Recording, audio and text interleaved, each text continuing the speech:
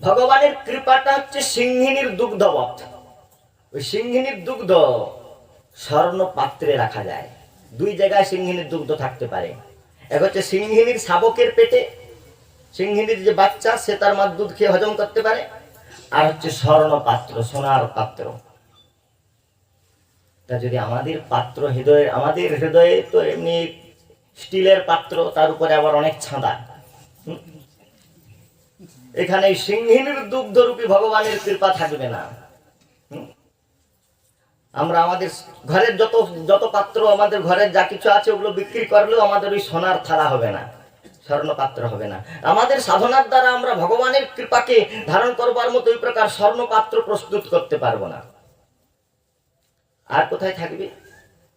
সিংহিনীর বাচ্চা, সিংহিনীর শাবক। সিংহিনীর শাবকও আমরা হতে পারবো না।